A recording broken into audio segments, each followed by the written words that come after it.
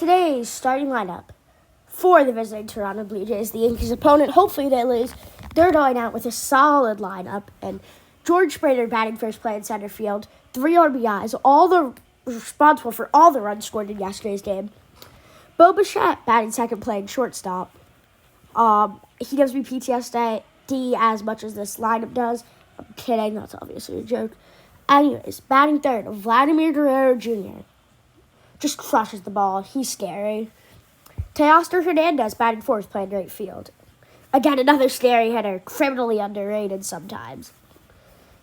In left field, batting fifth, Lourdes Gurriel Jr. Hopefully he won't do anything tonight.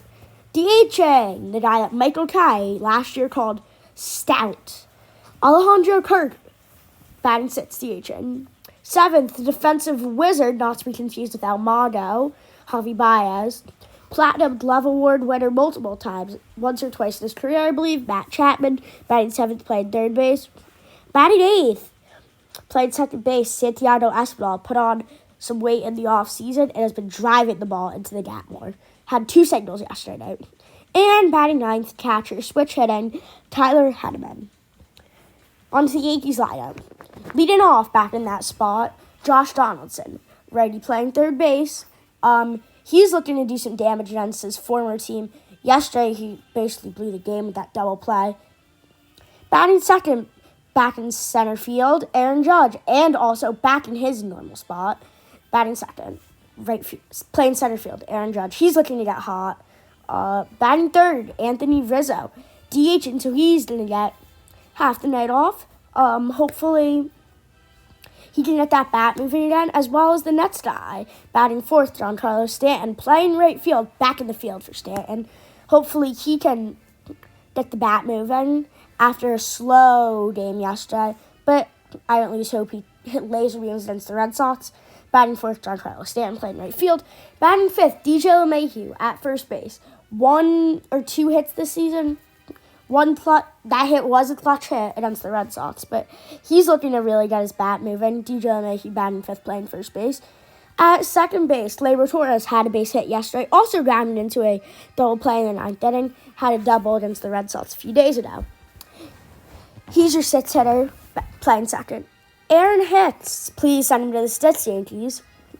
Batting seventh, playing left field. Probably would have preferred to see Stanton out there and Judge and right, but that's fine. Hicks, send him to the Stitz. He is not looking good this year. Traded to the PGA Tour. Apparently he's a better golfer than he is a hitter. Batting eighth, catching, Kyle Hideshioka. Again in the lineup. Yesterday I predicted he was going to hit a home run. Not so much, but no one did, so don't blame him. Today that's a Blue Jays lefty, except he's making his debut, so who knows what you're going to get out of him other than good defense. Anyways, Kyle Hideshioka batting eighth, catching. And batting ninth, the Yankee shortstop, Isaiah Kiner-Falefa. Has 1 hit on the year, is a double. He's looking at the bat moving, as well as many players in this lineup. Really, other than Rizzo and Stanton, and maybe Gleyber. They're all looking to set their bat moving today against Yusei Kikuchi. Now, on to the starting pitchers. Tonight's starting pitchers for the Blue Jays, Yusei Kikuchi, versus for the Yankees, Nestor Cortes Jr., and making his 2022 debut for the New York Yankees. On the mound, Nestor Cortes Jr. Last year, he was fantastic, one of the only bright spots, if not the only bright spot on the team, because last year, it wasn't that good for the rest of the team, but Cortes was dirty. He kind of emerged onto the scene from nowhere. Really good. Does not throw hard, but has some fun to him that makes him hard to hit. Weird motion. Last year, Cortes went 2-3. That's very deceiving. Had a 2.90 ERA. Pitched in 22 games. Only started 14 of those. Pitched 93 innings, gave up 75 hits, 32 runs, 30 of them being earned, 14 home runs, only walked 25, 103 strikeouts. Now, can Cortes shut down the Blue Jays lineup? Maybe, but he's going to need a lot of that funk that he had last year, especially because he does not throw hard, as said earlier. If he doesn't have that funk, well, they're in a bad spot because I don't know if they're going to hit Kikuchi. Anyways, Nestor Cortez Jr. Baseball Savant page shows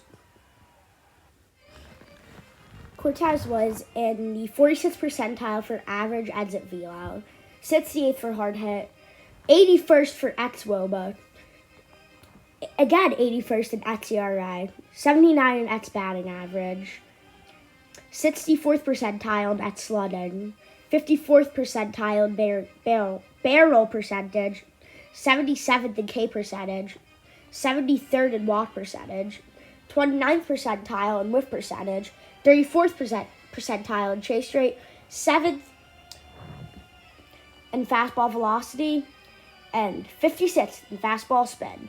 Those are okay numbers. Look for Cortez, as I said earlier, to just kind of drop down, give the Blue Jays a weird motion, and hopefully confuse them enough to the point of where he can take the Yankees 4 innings. That's all I'm asking from it. I think he'll go 4 innings, give up 1 or 2 runs, have like 4 Ks, and hopefully that'll be enough to beat the next guy coming up, starting for the Blue Jays. Pitching today for the Toronto Blue Jays, Yusei Kikuchi. Last year, Kikuchi went 7-9 with 4.41 ERA. He pitched in 29 games and started all 29 of them. Through 157 innings, gave up 145 hits, 82 runs, 77 of them being earned. Gave up 27 home runs, walked 62, and had 163 strikeouts. Now, you might be thinking, oh, this is going to be an easy matchup for the Yankees. Well, it's not. Kikuchi has a 95 to 97 mile per hour fastball, sometimes a little lower than that. He's also got a cutter and a slider curveball. His baseball savant shows he's a 1 percentile in average exit velocity, which is not good.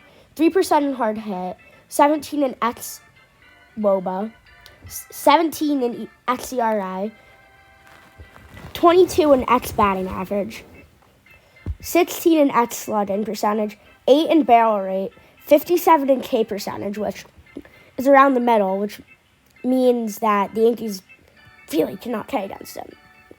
That would be a serious problem. And then he's 35 in walk percentage, 63 in whiff percentage, 60 in chase rate, about average with the fastball velocity at 49, and fastball spin is 53. So not a great baseball savant page, and he's definitely fallen off since MLB banned the sticky stuff, but don't let that deceive you, because he could very well dominate the Yankees today, and I have a bad feeling he might. All right, now on to the keys for victory. There are a lot here, so let's just get right into it. Number 1, get the bats moving quickly. Like I said yesterday, if the Blue Jays score first, it's going to be very hard for the Yankees to battle back because that lineup is just ridiculous. They're going to keep scoring. The Yankees got, had 2 really good guys, pitchers, Tyone and King, limit them to only 3 runs for 7 innings. Gotta win that game then. Get the bats moving early so that you can put a little rain cloud above the Blue Jays. Kikuchi is also hittable if they don't chase. They need to get the bats moving early so that they can stop the Blue Jays from gaining momentum. Our second key, force run from Cortez. I'll take what Tyone did yesterday for Cortez, although hopefully he doesn't give up 2 runs. That would be great, but just 2 runs against the lineup and 4 for Cortez should again, hopefully, be enough for the Yankees lineup. I mean, they could get that in the 4th, that would be great, so that there's not a dampener on the Yankees offense. Next one, again, they left 19 men on base or something yesterday. Timely hitting, gotta hit. 3 people walking around, 3 players. Gotta hit them in. Cannot keep squandering those opportunities. The pitcher's in his head because he can't throw a strike.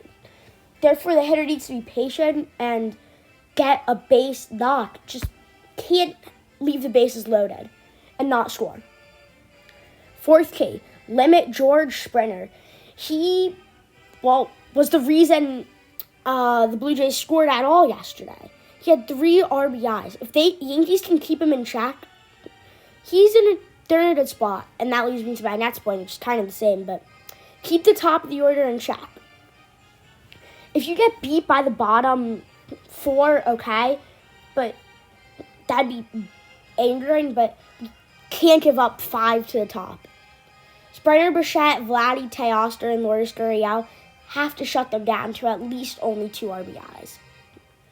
And then for the Yankees, bottom of the order production, they have not gotten any of that. Their bottom 3 is Hicks, Higashioka, Kiner, Falefa. There's a spark plug in there batting 9th that hopefully will provide this team with a clutch-based hit. And then those other 3, they must get more production from the bottom of the order. Because Rizzo and Stanton are basically the only players with an RBI this season. That can't continue for much longer. And finally, more energy. They went down yesterday and just kind of sulked. No, can't happen today. Donald said give them edge. Kind of fluff it. Give them some hype points. Come on. Keep the energy up. Pretend they're never out of the game. If they think that they are never out of the game, they have a good shot to win this game. All right, now on to my final prediction. All right, so I was wrong with both my predictions yesterday. Hopefully I'm right today. I'm predicting that Judge hits his first home run, which is going to spark the Yankees into a 6-4 win. Judge has already gone deep against Kikuchi, and I just kind of like the matchup. I think he's going to hit one oppo to that short porch instead of over the wall. And that is going to be the deciding hit in the game. And the Yankees are going to win this ball game 6-4. I'm predicting it. Hopefully it happens. All right, that's it for me today. If you enjoyed, please leave a like, subscribe. You know what to do, and I'll see you in the next one. Peace.